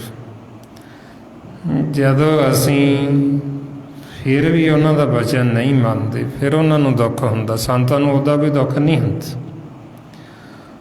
ਸੰਤ ਦੁੱਖ ਉਦੋਂ ਮਹਿਸੂਸ ਕਰਦੇ ਜਦੋਂ ਅਸੀਂ ਦੁਖੀ ਹੁੰਦੇ। ਉਹਨਾਂ ਨੂੰ ਫਿਰ ਇਹ ਮਹਿਸੂਸ ਹੁੰਦਾ ਹੈ ਵੀ ਇਹ ਸੁਖੀ ਹੋ ਸਕਦੇ ਨੇ, ਵੀ ਹੁਣੇ ਸਿਮਰਨ ਕਰ ਸਕਦੇ, ਹੁਣੇ ਸਤ ਸੰਗਤ ਕਰ ਸਕਦੇ, ਹੁਣੇ ਗੁਰੂ ਦੀ ਮੱਤ ਲੈ ਸਕਦੇ, ਹੁਣੇ ਆਪਣੇ ਆਪੇ ਦੀ ਪਹਿਚਾਣ ਕਰ ਸਕਦੇ। ਇਹ ਕਿਉਂ ਨਹੀਂ ਕਰਦੇ? ਫਿਰ ਉਹ ਮਹਿਸੂਸ ਕਰਦੇ, ਫਿਰ ਉਹਨਾਂ ਨੂੰ ਦੁੱਖ ਹੁੰਦਾ ਵੀ ਇਹ ਕਿਉਂ ਨਹੀਂ ਬਚਨ ਮੰਨਦੇ, ਕਿਉਂ ਨਹੀਂ ਕਰਦੇ। ਇਸੇ ਵਾਸਤੇ ਜੀ ਗੁਰੂ ਗੋਬਿੰਦ ਸਿੰਘ ਜੀ ਮਹਾਰਾਜ ਫਰਮਾਉਂਦੇ, ਸੰਤਨ ਦੁੱਖ ਪਾਏ ਤੇ ਦੁਖੀ, ਸੁਖ ਪਾਏ ਸਾਧਨ ਕੀ ਸੁਖੀ। ਬਈ ਸੰਤਾਂ ਨੂੰ ਹੋਰ ਕੋਈ ਦੁੱਖ ਨਹੀਂ। ਜਦੋਂ ਅਸੀਂ ਉਹਨਾਂ ਦਾ ਬਚਨ ਨਹੀਂ ਮੰਨਾਂਗੇ, ਫਿਰ ਉਹ ਸਾਨੂੰ ਜਦੋਂ ਦੁਖੀ ਦੇਖਦੇ, ਕਿਉਂਕਿ ਜਦੋਂ ਅਸੀਂ ਉਹਨਾਂ ਦਾ ਬਚਨ ਨਹੀਂ ਮੰਨਾਂਗੇ ਤੇ ਅਸੀਂ ਦੁਖੀ ਹੋਵਾਂਗੇ। ਇਹ ਤਾਂ ਹੋ ਹੀ ਨਹੀਂ ਸਕਦਾ ਵੀ ਅਸੀਂ ਉਹਨਾਂ ਦਾ ਬਚਨ ਨਾ ਮੰਨੀਏ ਤੇ ਅਸੀਂ ਆਖੀਏ ਵੀ ਅਸੀਂ ਬਹੁਤ ਸੁਖੀ ਹੋ ਜਾਵਾਂਗੇ। ਸੁਖੀ ਅਸੀਂ ਗੁਰੂ ਦਾ ਬਚਨ ਮੰਨ ਕੇ ਹੀ, ਸੰਤਾਂ ਦਾ ਬਚਨ ਮੰਨ ਕੇ ਹੀ ਅਸੀਂ ਸੁਖੀ ਹੋ ਸਕਦੇ, ਨਹੀਂ ਤਾਂ ਹੋਰ ਸੁੱਖ ਦਾ ਕੋਈ ਸਾਧਨ ਨਹੀਂ। ਜਦੋਂ ਫਿਰ ਅਸੀਂ ਉਹਨਾਂ ਦਾ ਬਚਨ ਨਹੀਂ ਮੰਨਦੇ, ਉਹ ਕਹਿੰਦੇ ਸਿਮਰਨ ਕਰੋ, ਅਸੀਂ ਕਰਦੇ ਨਹੀਂ। ਉਹ ਕਹਿੰਦੇ ਸਤ ਸੰਗਤ ਕਰੋ, ਅਸੀਂ ਸਤ ਸੰਗਤ ਵੀ ਨਹੀਂ ਕਰਦੇ। ਫਿਰ ਉਹਨਾਂ ਨੂੰ ਦੁੱਖ ਮਹਿਸੂਸ ਹੁੰਦਾ ਵੀ ਕਿਉਂ ਨਹੀਂ ਕਰਦੇ, ਸੁਖੀ ਹੋ ਸਕਦੇ, ਕਿਉਂ ਨਹੀਂ ਹੁੰਦੇ। ਹਾਲਾਂਕਿ ਇਹਦੇ ਵਿੱਚ ਭਲਾ ਸਾਡਾ ਹੀ ਹੈ। ਉਹਨਾਂ ਨੇ ਕੋਈ ਸਾਤੋਂ, ਇਹ ਥੋੜ੍ਹੀ ਵੀ ਉਹਨਾਂ ਨੂੰ ਕੋਈ ਸਵਾਰਥ ਹੁੰਦਾ ਇਹ ਵਿੱਚ। ਉਹਨਾਂ ਨੇ ਕਿਹੜਾ ਸਾਤੋਂ ਕੁਛ ਲੈਣਾ ਹੁੰਦਾ, ਜਾਂ ਅਸੀਂ ਉਹਨਾਂ ਨੂੰ ਦੇ ਵੀ ਕੀ ਸਕਦੇ। ਜਿਹੜਾ ਸੰਤ ਹੈ ਹੀ ਮਾਲਕ ਦਾ ਰੂਪ ਹੈ, ਤੇ ਉਹਨੂੰ ਅਸੀਂ ਕੀ ਦੇ ਸਕਾਂਗੇ। ਨਾ ਹੀ ਉਹਦੀ ਇਹ ਇੱਛਾ ਹੈ ਕੋਈ ਵੀ ਉਹ ਸਾਤੋਂ ਕੋਈ ਆਸ ਰੱਖਦਾ। ਉਹਦਾ ਤਾਂ ਸੁਭਾਅ ਹੈ ਪਰਉਪਕਾਰ ਵਾਲਾ, ਉਹ ਤਾਂ ਇਸ ਕਰਕੇ ਪਰਉਪਕਾਰ ਕਰਦਾ ਵੀ ਅਸੀਂ ਸੁਖੀ ਹੋ ਜੀ। ਵੀ ਕਿਉਂਕਿ ਅਸੀਂ ਹੁਣ ਸੁਖੀ ਹੋ ਸਕਦੇ ਹਾਂ, ਹੁਣ ਅਸੀਂ ਮਾਲਕ ਦੇ ਰੰਗ ਦੇ ਵਿੱਚ ਰੰਗੇ ਜਾ ਸਕਦੇ। ਜੇ ਹੁਣ ਨਹੀਂ ਸਾਡਾ ਮਨ ਆਨੰਦ ਅਵਸਥਾ 'ਚ ਆਇਆ, ਹੁਣ ਨਾ ਰੰਗਿਆ ਗਿਆ, ਤੇ ਫਿਰ ਅਸੀਂ ਕਦੋਂ ਰੰਗਾਂਗੇ। ਮਹਾਰਾਜ ਇਸ ਲਈ ਕਹਿੰਦੇ, ਆਬੂ ਨਾ ਮਾਤਾ ਸੋ ਕਬੂ ਨਾ ਮਾਤਾ, ਕਹੇ ਕਬੀਰ ਰਾਮੇ ਰੰਗ ਰਤ। ਵੀ ਜੇ ਅਸੀਂ ਹੁਣ ਨਾ ਮਤੇ ਗਏ, ਹੁਣ ਨਾ ਸਾਡਾ ਮਨ ਰੰਗਿਆ ਗਿਆ, ਤੇ ਫਿਰ ਕਦੋਂ ਰੰਗੇ ਜਾਵਾਂਗੇ। ਜਦੋਂ ਸਾਡਾ ਸਮਾਂ ਖਤਮ ਹੋ ਗਿਆ, ਫਿਰ ਸਾਡੇ ਤੇ ਰੰਗ ਚੜੂ ਰੱਬ ਦਾ। ਜੇ ਹੁਣ ਨਹੀਂ ਸਾਡੇ ਮਨ ਦੇ ਉੱਤੇ ਨਾਮ ਦਾ ਰੰਗ ਚੜ੍ਹਿਆ, ਸਤਿਗੁਰ ਦਾ ਰੰਗ ਚੜ੍ਹਿਆ, ਤੇ ਫਿਰ ਕਦੋਂ ਚੜਾਵਾਂਗੇ। ਇਸ ਵਾਸਤੇ ਕਹਿੰਦੇ ਜੇ ਹੁਣ ਨਾ ਰੰਗ ਚੜ੍ਹਿਆ ਤੇ ਫਿਰ ਨਹੀਂ ਚੜ੍ਹਨਾ, ਕਿਉਂਕਿ ਹੋਣੀ ਤਾਂ ਵਾਰੀ ਹੈ, ਹੋਣੀ ਤਾਂ ਮੌਕਾ, ਹੋਣੀ ਤਾਂ ਸਮਾਂ ਮਿਲਿਆ ਸਾਨੂੰ। ਜੇ ਅਸੀਂ ਹੁਣ ਨਹੀਂ ਕਰਾਂਗੇ ਤੇ ਫਿਰ ਕਦੋਂ ਕਰਾਂਗੇ। ਜਦੋਂ ਅੰਤ ਸਮਾਂ ਆ ਗਿਆ ਫਿਰ ਤਾਂ ਹੁੰਦਾ ਹੀ ਨਹੀਂ। ਮਹਾਰਾਜ ਇਸ ਲਈ ਫਰਮਾਉਂਦੇ, ਆਪ ਨਾ ਭਜਿਸ ਤਾਂ ਭਜਿਸ ਕਬ ਭਾਈ, ਆਵੇ ਅੰਤ ਨਾ ਭਜਿਆ ਜਾਈ। ਬਈ ਜੇ ਅਸੀਂ ਹੁਣ ਨਹੀਂ ਕਰਾਂਗੇ ਤੇ ਫਿਰ ਜਦੋਂ ਅੰਤ ਸਮਾਂ ਆ ਗਿਆ ਫਿਰ ਕਦੋਂ ਹੋਏਗਾ। ਜੇ ਸਾਨੂੰ ਹੁਣ ਔਖਾ ਲੱਗਦਾ, ਜੀਵ ਨੂੰ ਆਖੀਏ ਵੀ ਸਿਮਰਨ ਕਰ ਲਓ, ਕਹਿੰਦਾ ਹੁੰਦਾ ਹੀ ਨਹੀਂ ਜੀ। ਜੇ ਹੁਣ ਨਹੀਂ ਹੁੰਦਾ ਤੇ ਅੰਤ ਸਮੇਂ ਹੋਏਗਾ। ਜੇ ਉਹਨੂੰ ਆਖੀਏ ਵੀ ਹੁਣ ਸੰਗਤ ਕਰ ਲਓ, ਉਹ ਕਹਿੰਦਾ ਜੀ ਆਇਆ ਹੀ ਨਹੀਂ ਜਾਂਦਾ, ਸਮਾਂ ਹੀ ਨਹੀਂ ਹੈਗਾ, ਕੰਮ ਹੀ ਬਹੁਤ ਜ਼ਿਆਦਾ, ਜਾਂ ਮਨ ਹੀ ਨਹੀਂ ਕਰਦਾ ਹੁਣ। ਜੇ ਹੁਣ ਨਹੀਂ ਸਾਡਾ ਮਨ ਕਰਦਾ ਤੇ ਅੰਤ ਸਮੇਂ ਫਿਰ ਕੀ ਉਦੋਂ ਮਨ ਕਰਨ ਲੱਗ ਜੂ ਵੀ ਹੁਣ ਕਰ ਲਈਏ। ਇਹ ਹੋ ਗਏ ਜੇ ਅਸੀਂ ਪਹਿਲਾਂ ਨਹੀਂ ਕੀਤਾ ਤੇ ਫਿਰ ਅੰਤ ਸਮੇਂ ਨਹੀਂ ਹੁੰਦਾ। ਸੋ ਇਸ ਵਾਸਤੇ ਫਿਰ ਆਪਾਂ ਨੂੰ ਸਮਝਾਉਂਦੇ ਵੀ ਇਹ ਤਾਂ ਸੰਗਤ ਦਾ ਅਸਰ ਹੁੰਦਾ ਹੈ। ਜੇ ਹੁਣ ਅਸੀਂ ਸੰਗਤ ਕਰਾਂਗੇ ਤੇ ਫਿਰ ਸਾਡਾ ਮਨ ਵੀ ਕਰਨ ਲੱਗ ਜਾਏਗਾ ਵੀ ਕਰੀਏ। ਜੇ ਹੁਣ ਸੰਗਤ ਕਰਾਂਗੇ ਹੀ ਨਹੀਂ ਤੇ ਫਿਰ ਤਾਂ ਕਰਨਾ ਹੀ ਨਹੀਂ ਮਨ। ਜਿਵੇਂ ਹੁਣ ਬੱਚਾ ਹੈ, ਉਹ ਸਕੂਲ ਦੇ ਵਿੱਚ ਲਗਾਤਾਰ ਜਾਂਦਾ ਤੇ ਉਹਦਾ ਫਿਰ ਮਨ ਵੀ ਕਰਦਾ ਵੀ ਮੈਂ ਪੜ੍ਹਾਈ ਕਰਾਂ। ਜੇ ਹੁਣ ਬੱਚਾ 4 ਦਿਨ ਸਕੂਲ ਨਾ ਜਾਵੇ, ਉਹਦਾ ਮੁੜ ਕੇ ਮਨ ਹੀ ਨਹੀਂ ਕਰਦਾ ਵੀ ਮੈਂ ਜਾਵਾਂ ਸਕੂਲ, ਕਿਉਂਕਿ ਉੱਦਾਂ ਦਾ ਆਦੀ ਹੋ ਜਾਂਦਾ, ਉਹਦਾ ਸੁਭਾਅ ਬਣ ਜਾਂਦਾ ਉੱਦਾਂ ਦੇ। ਹੁਣ ਇਸੇ ਤਰ੍ਹਾਂ ਹੀ ਇਹ ਸਾਡੇ ਮਨ ਦਾ ਸੁਭਾਅ ਬਣ ਜਾਂਦਾ। ਜਿੱਦਾਂ ਦੀ ਅਸੀਂ ਸੰਗਤ ਕਰਦੇ ਹਾਂ ਉੱਦਾਂ ਦਾ ਹੀ ਸਾਡੇ ਮਨ ਦਾ ਸੁਭਾਅ ਬਣ ਜਾਂਦਾ, ਉੱਦਾਂ ਦੀ ਇਹਦੇ 'ਤੇ ਰੰਗਤ ਚੜ੍ਹ ਜਾਂਦੀ। ਮਹਾਰਾਜ ਇਸ ਲਈ ਸਾਨੂੰ ਸਮਝਾਉਣਾ ਕਰਦੇ, ਕਬੀਰ ਮਨ ਪਾਖੀ ਭਇਓ, ਉੱਡ ਦੇਹ ਦੇ ਸਜਾਏ, ਜੋ ਜੈਸੀ ਸੰਗਤ ਮਿਲੀ ਤੈਸੋ ਹੀ ਫਲ ਖਾਈ। ਬਈ ਮਨ ਹੈ ਜਿਹੜਾ, ਇਹ ਤਾਂ 10 ਦਿਸ਼ਾਵਾਂ ਵੱਲ ਭੱਜਦਾ। ਹੁਣ ਜਿੱਦਾਂ ਦੀ ਇਹਨੂੰ ਸੰਗਤ ਮਿਲਦੀ ਉੱਦਾਂ ਦਾ ਹੀ ਫਿਰ ਇਹਨੂੰ ਫਲ ਦੀ ਪ੍ਰਾਪਤੀ ਹੋ ਜਾਂਦੀ। ਕਿਉਂਕਿ ਇਹ ਜਿਹੜਾ ਸਾਡਾ ਸਰੀਰ, ਇਹ ਖੇਤ ਹੈ, ਕਰਮਾਂ ਰੂਪੀ ਖੇਤ। ਜੋ ਅਸੀਂ ਇਹਦੇ ਵਿੱਚ ਬੀਜਾਂਗੇ ਉਹੀ ਸਾਨੂੰ ਵੱਢਣਾ ਪਏਗਾ। ਇਹ ਨਹੀਂ ਬਈ ਅਸੀਂ ਇਹਦੇ ਵਿੱਚ ਜੇ ਬੀਜੀਏ ਤਾਂ ਵਿਖ ਤੇ ਆਖੀਏ ਵੀ ਸਾਨੂੰ ਅੰਮ੍ਰਿਤ ਮਿਲੇਗਾ। ਜੋ ਬੀਜਿਆ ਉਹੀਓ ਵੱਢਣਾ ਪੈਣਾ। ਮਹਾਰਾਜ ਕਹਿੰਦੇ ਵੀ ਇਹ ਕਿੱਦਾਂ ਦਾ ਨਿਆਂ ਹੋਇਆ, ਬੀਜੇ ਵਿਖ ਮੰਗੇ ਅੰਮ੍ਰਿਤ, ਵੇਖੋ ਇਹੋ ਨਿਆਓ। ਵੀ ਇਹ ਤਾਂ ਕੋਈ ਨਿਆਂ ਦੀ ਗੱਲ ਨਾ ਹੋਈ ਵੀ ਜੋ ਬੀਜਿਆ ਉਹੀਓ ਵੱਢਣਾ ਪੈਂਦਾ। ਜੋ ਅਸੀਂ ਬੀਜ ਬੋਇਆ ਉਹੀਓ ਸਾਨੂੰ ਫਿਰ ਵੱਢਣਾ ਪਏਗਾ। ਖੇਤ ਸਰੀਰ ਜੋ ਬੀਜਿਆ ਸੋ ਅੰਤ ਖੁਲਵਾਏ। ਜੇ ਹੁਣ ਅਸੀਂ ਇਹਦੇ ਵਿੱਚ ਸਿਮਰਨ ਭਗਤੀ ਨਹੀਂ ਕਰਾਂਗੇ, ਨਹੀਂ ਨਾਮ ਦੇ ਨਾਲ ਜੁੜਾਂਗੇ, ਫਿਰ ਜਦੋਂ ਅੰਤ ਸਮਾਂ ਆਇਆ, ਖੇਤੀ ਤਾਂ ਪੱਕ ਗਈ, ਵੱਢਣ 'ਤੇ ਆ ਗਈ ਫਸਲ, ਇਹ ਉਦੋਂ ਆਖੀਏ ਵੀ ਬੀਜਿਆ ਪਹਿਲਾਂ ਜ਼ਹਿਰ ਹੋਇਆ ਵਿਖ, ਤੇ ਆਸ ਕਰੀਏ ਵੀ ਹੁਣ ਫਲ ਅੰਮ੍ਰਿਤ ਲੱਗੇਗਾ ਤੇ ਫਿਰ ਥੋੜ੍ਹੀ ਅੰਮ੍ਰਿਤ ਮਿਲਣਾ। ਜੋ ਬੀਜਿਆ ਉਹੀਓ ਵੱਢਣਾ ਪੈਂਦਾ। ਖੇਤ ਸਰੀਰ ਜੋ ਬੀਜਿਆ ਸੋ ਅੰਤ ਖਲਵਾਏ। ਬਈ ਉਹ ਅੰਤ ਸਮੇਂ ਅੱਗੇ ਆ ਕੇ ਖਲੋ ਜਾਂਦਾ ਜੋ ਅਸੀਂ ਕਰਦੇ ਰਹੇ। ਜੇ ਹੁਣ ਜੀਵ ਸਾਰੀ ਉਮਰ ਵੈਰ ਵਿਰੋਧੀ ਕਰਦਾ ਰਹੇ ਤੇ ਉਹ ਆਖੇ ਵੀ ਅੰਤ ਸਮੇਂ ਮੇਰੇ ਅੰਦਰ ਬੜਾ ਪ੍ਰੇਮਾ ਭਗਤੀ ਉਤਪੰਨ ਹੋ ਜਾਏਗੀ। ਉਹ ਥੋੜ੍ਹੀ, ਉਹ ਤਾਂ ਜੋ ਉਹਨੇ ਵੈਰ ਵਿਰੋਧ ਬੀਜਿਆ ਉਹੀ ਉਹ ਅੰਤ ਸਮੇਂ ਅੱਗੇ ਆ ਕੇ ਖਲੋਣਾ ਉੱਥੇ। ਇਹ ਤਾਂ ਨਹੀਂ ਬਈ ਉੱਧਰ ਮਰਨ ਕਿਨਾਰੇ ਪਿਆ ਤੇ ਆਖੇ ਵੀ ਮੇਰੇ ਅੰਦਰ ਬੜਾ ਪ੍ਰੇਮ ਪੈਦਾ ਹੋ ਗਿਆ ਜੀ, ਹੁਣ ਮੇਰੇ ਅੰਦਰ ਪ੍ਰੇਮਾ ਭਗਤੀ ਪੈਦਾ ਹੋ ਗਈ। ਜੋ ਉਹਨੇ ਸਾਰੀ ਉਮਰ ਤਿਆਰੀ ਕੀਤੀ ਹੈ, ਜੋ ਉਹਨੇ ਵਿਖ ਜ਼ਹਿਰ ਬੀਜੀ ਹੈ, ਉਹੀ ਉਹ ਅੰਤ ਸਮੇਂ ਸਾਹਮਣੇ ਆ ਕੇ ਖਲੋ ਜਾਣ, ਉਧਰੋਂ ਹੀ ਧਿਆਨ ਜਾਣਾ। ਸੋ ਇਸ ਵਾਸਤੇ ਫਿਰ ਸਾਨੂੰ ਸਮਝਾਉਂਦੇ ਵੀ ਇਹਦੇ ਵਾਸਤੇ ਤਿਆਰੀ ਹੈ। ਜਿਵੇਂ ਇੱਕ ਬੀਜ ਹੈ, ਉਹਨੂੰ ਆਪਾਂ ਬੋਨੇ,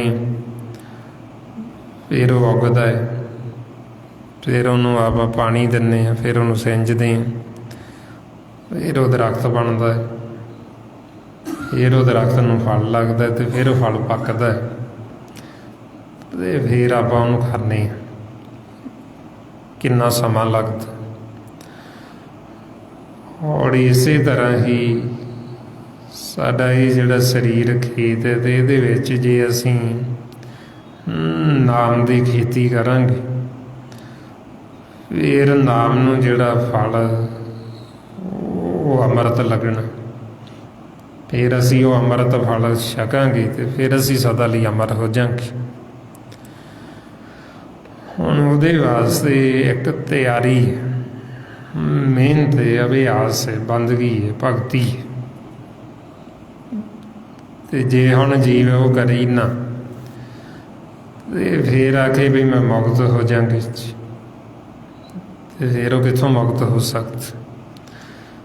ਸਾਰੀ ਉਮਰ ਦਾ ਜਿਹੜਾ ਜੀਵ ਜਿਉਂਦੇ ਜੀ ਮੁਕਤ ਹੋਇਆ ਨਹੀਂ, ਜਿਉਂਦੇ ਜੀ ਦਾ ਜੇ ਅਸੀਂ ਪਰਮਾਤਮਾ ਦੇ ਚਰਨਾਂ ਨਾਲ ਜੁੜੇ ਨਹੀਂ, ਜਿਉਂਦੇ ਜੀ ਦਾ ਅਸੀਂ ਅੰਮ੍ਰਿਤ ਛਕਿਆ ਨਹੀਂ,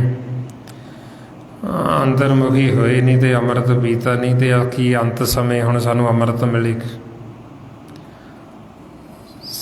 ਅੰਤ ਸਮੇਂ ਅਸੀਂ ਆਖੀਏ ਵੀ ਹੁਣ ਸਾਨੂੰ ਮਾਲਕ ਦੇ ਚਰਨਾਂ 'ਚ ਥਾਂ ਮਿਲੇਗੀ ਜਾਂ ਸਾਨੂੰ ਦਰਗਾਹ 'ਚ ਥਾਂ ਮਿਲੇਗੀ, ਉਹ ਤਾਂ ਫਿਰ ਅਸੀਂ ਅਗਿਆਨਤਾ ਬਸ ਕਹਿ ਦਿੰਦੇ ਹਾਂ। ਜਿਵੇਂ ਕੋਈ ਜੀਵ ਸੰਸਾਰ 'ਚੋਂ ਚਲਾ ਜਾਂਦਾ ਹੈ, ਜਾਣ ਤੋਂ ਮਗਰੋਂ ਜੀਵ ਅਰਦਾਸ ਕਰਦੀ ਵੀ ਇਹਨੂੰ ਆਪਦੇ ਥਾਂ ਦਿਓ ਜੀ ਚਰਨਾਂ 'ਚ, ਇਹਨੂੰ ਦਰਗਾਹ 'ਚ ਥਾਂ ਦਿਓ ਜੀ। ਉਹਨੂੰ ਅਰਦਾਸ ਹੁੰਦੀ ਹਫ਼ਤੇ 10 ਦਿਨਾਂ ਬਾਅਦ। ਹੁਣ ਇੰਨੇ ਦਿਨ ਕਿਤੇ ਉੱਥੇ ਕਿਸੇ ਨੂੰ ਬਿਠਾ ਕੇ ਨਹੀਂ ਰੱਖਦੇ ਵੀ ਤੇਰੀ ਅਰਦਾਸ ਹੋਊ ਅਤੇ ਫਿਰ ਤੇਰਾ ਫੈਸਲਾ ਕਰਾਂਗੇ। ਉਹ ਤਾਂ ਨਾਲ ਦੀ ਨਾਲ ਹੀ ਦੋ ਹੀ ਰਸਤੇ ਨੇ। ਜੇ ਤਾਂ ਨਾਮ ਦੇ ਨਾਲ ਜੁੜਿਆ, ਸਿੱਧਾ ਹੀ ਨਾਮ 'ਚ ਸਮਾਇਆ ਅਤੇ ਆਪਦੇ ਘਰ ਚਲਾ ਗਿਆ, ਮਾਲਕ 'ਚ ਲੀਨ ਹੋ ਗਈ। ਜੇ ਨਹੀਂ ਭਗਤੀ ਕੀਤੀ, ਨਹੀਂ ਬੰਦਗੀ ਕੀਤੀ, ਅਤੇ ਅੱਗੇ ਨਾਲ ਹੀ ਹੋਰ ਆਕਾਰ ਦੇ ਦਿੰਦੇ, ਸਜ਼ਾ ਦੇ ਕੇ ਗਾਂਹ ਆਕਾਰ ਤਿਆਰ ਹੈ, ਗਾਂਹ ਅੱਗੇ ਹੋਰ ਆਕਾਰ 'ਚ ਭੇਜ ਦਿੰਦੇ। ਵਿਹਲਾ ਨਹੀਂ ਕਿਸੇ ਨੂੰ ਛੱਡਦੇ ਵੀ ਤੂੰ ਇੱਥੇ ਬੈਠ, ਇੰਨੇ ਦਿਨਾਂ ਬਾਅਦ ਤੇਰਾ ਫੈਸਲਾ ਹੋ। ਜਾਂ ਜਿਵੇਂ ਅਗਿਆਨਤਾ ਬਸ ਕਈ ਜੀਵ ਕਹਿੰਦੇ ਜੀ, ਜੀਵ ਨੂੰ ਮਹੀਨਾ ਲੱਗ ਜਾਂਦਾ ਤੁਰੇ ਜਾਂਦੇ ਨੂੰ, ਜਾਂ ਕਈ ਕਹਿੰਦੇ 6 ਮਹੀਨੇ ਲੱਗ ਜਾਂਦੇ। ਇੰਨਾ ਸਮਾਂ ਨਹੀਂ ਲੱਗਦਾ, ਤਾਂ ਨਾਲ ਦੀ ਨਾਲ ਹੀ ਫੈਸਲਾ ਸੁਣਾ ਦਿੰਦੇ ਸੀ। ਇਸ ਵਾਸਤੇ ਫਿਰ ਉਹ ਤਾਂ ਬਾਅਦ 'ਚੋਂ ਅਸੀਂ ਆਪਦੇ ਵਾਸਤੇ ਕਰਾਉਣਾ ਹੁੰਦਾ। ਜਿਹੜਾ ਬਾਅਦ 'ਚੋਂ ਆਪਾਂ ਸਤਿਗੁਰ ਦਾ ਓਟ ਆਸਰਾ ਲੈਂਦੇ ਹਾਂ, ਉਹ ਜਿਹੜਾ ਜੀਵ ਚਲਾ ਗਿਆ ਉਹ ਤਾਂ ਜਾਣ ਵਾਲਾ, ਉਹਨੇ ਤਾਂ ਜਿਹੜਾ ਕਰ ਲਿਆ, ਜਿਹੜਾ ਉਹਨੂੰ ਵਾਰੀ ਸੀ ਉਹ ਤਾਂ ਵਾਰੀ ਲੰਘ ਗਈ ਉੱਥੇ। ਜਿਹਨੇ ਜਿਉਂਦੇ ਜੀ ਦਾ ਅਗਰ ਬਾਣੀ ਨੂੰ ਸੁਣਿਆ ਨਹੀਂ, ਉਹ ਕਿ ਮਰਨ ਤੋਂ ਬਾਅਦ ਬਾਣੀ ਸੁਣੂ। ਜਿਹਨੇ ਜਿਉਂਦੇ ਜੀ ਤਾਂ ਸਤਸੰਗਤ ਕੀਤੀ ਨਹੀਂ, ਜਿਉਂਦੇ ਜੀ ਤਾਂ ਪਰਮਾਤਮਾ ਦੇ ਚਰਨਾਂ ਦੇ ਨਾਲ ਜੁੜਿਆ ਨਹੀਂ, ਅਤੇ ਮਰਨ ਤੋਂ ਬਾਅਦ ਉਹਨੂੰ ਥੋੜ੍ਹੀ ਜਿਹੀ ਮੌਕਾ ਵੀ ਤੂੰ ਸੁਣ ਬੈਠ ਕੇ, ਕਿੱਥੇ ਬੈਠ ਕੇ ਸੁਣੇਗਾ। ਜਦੋਂ ਸੁਣਨਾ ਸੀ, ਜਦੋਂ ਭੇਤ ਲੈਣਾ ਸੀ, ਉਦੋਂ ਤਾਂ ਲਿਆ ਨਹੀਂ। ਉਹ ਤਾਂ ਬਾਅਦ 'ਚੋਂ ਅਸੀਂ ਆਪਦੇ ਵਾਸਤੇ ਕਰਾਉਣਾ ਹੁੰਦਾ ਬਈ ਜਿਹੜਾ ਜੀਵ ਚਲਾ ਗਿਆ, ਅਤੇ ਜਿਹੜੇ ਬਾਅਦ 'ਚੋਂ ਪਰਿਵਾਰ ਦੇ ਮੈਂਬਰ ਨੇ, ਜਿਹੜੇ ਸੰਗੀ ਸਾਥੀ ਨੇ, ਬਈ ਉਹਨਾਂ ਦਾ ਮਨ ਹੈ ਜਿਹੜਾ ਉਹਨਾਂ ਦੇ ਮਨ ਨੂੰ ਸਹਿਜ ਅਵਸਥਾ ਵਿੱਚ ਆ ਜੇ, ਉਹਨਾਂ ਦੇ ਮਨ ਨੂੰ ਥੋੜ੍ਹਾ ਜਿਹੜਾ ਉਹਨਾਂ ਦਾ ਮਨ ਪਾਣੀ ਦੇ ਵਿੱਚ ਆ ਜੇ, ਸਮਝ ਜਾਵੇ ਵੀ, ਤਾਂ ਕਿ ਸਤਿਗੁਰੂ ਸਮਝਾਉਂਦੇ ਵੀ ਜਿਹੜਾ ਵੀ ਜੀਵ ਆਇਆ ਉਹਨੇ ਵਾਪਸ ਜਾਣਾ ਹੀ ਜਾਣਾ।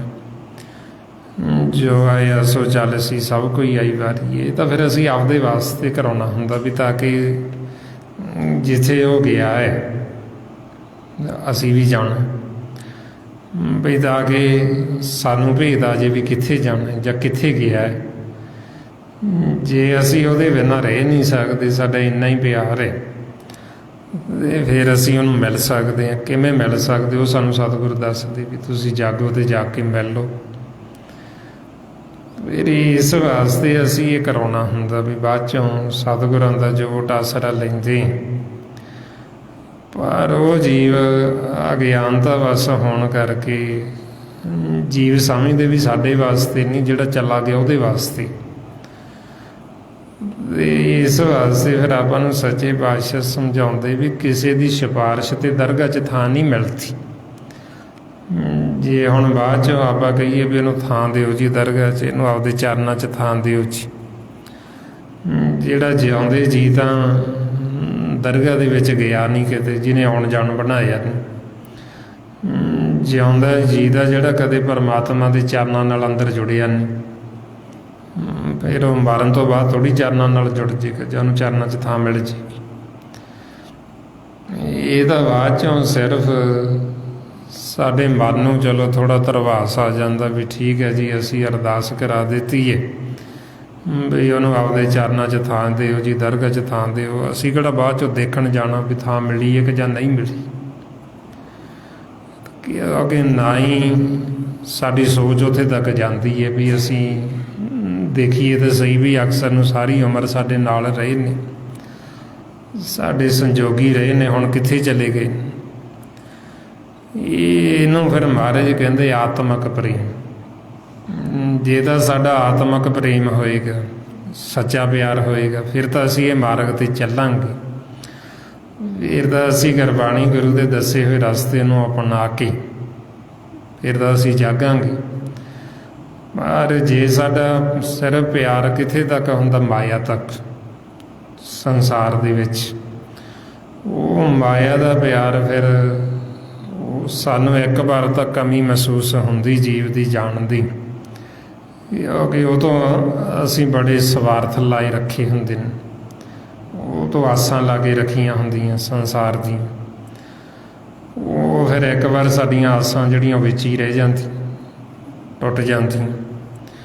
ਉਹ ਫਿਰ ਇੱਕ ਵਾਰ ਤਾਂ ਸਾਡਾ ਮਨ ਬਹੁਤ ਮਹਿਸੂਸ ਕਰਦਾ ਹੈ, ਪਰ ਹੌਲੀ ਹੌਲੀ ਇਹ ਮਾਇਆ ਬੜੀ ਪ੍ਰਬਲ ਹੈ। ਹੌਲੀ ਹੌਲੀ ਅਸੀਂ ਜੁੜਦੇ ਜੁੜਦੇ ਇੱਧਰ ਫਿਰ ਉੱਧਰੋਂ ਨੂੰ ਭੁੱਲਣਾ ਸ਼ੁਰੂ ਕਰ ਦਿੰਦੇ। ਭੁੱਲਦੇ ਭੁੱਲਦੇ ਜਦੋਂ ਫਿਰ ਸਾਡਾ ਇੱਧਰ ਕੰਮ ਕਾਰ ਚੱਲਣਾ ਸ਼ੁਰੂ ਹੋ ਜਾਂਦਾ, ਅਸੀਂ ਭੁੱਲਦੇ ਭੁੱਲਦੇ ਭੁੱਲ ਜਾਂਦੇ।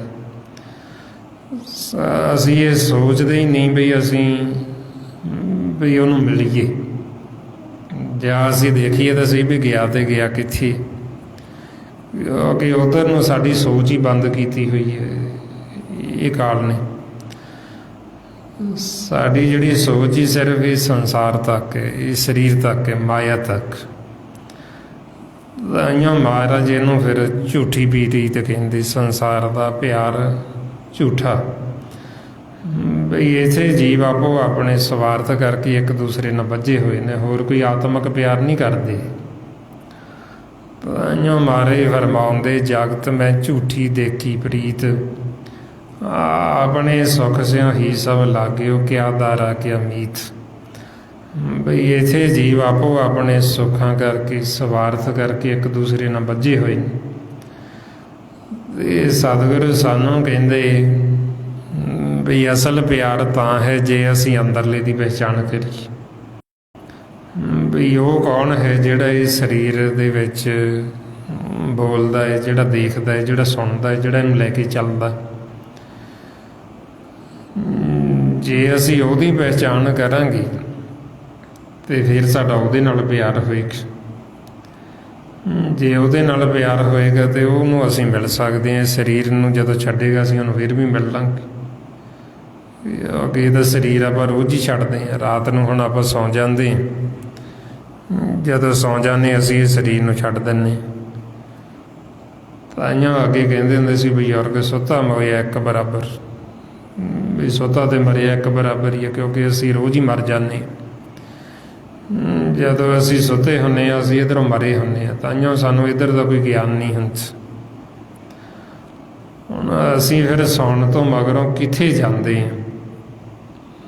ਉਹ ਕੌਣ ਹੈ ਜਿਹੜਾ ਇਹ ਸਰੀਰ ਦੇ ਵਿੱਚੋਂ ਨਿਕਲ ਜਾਂਦਾ?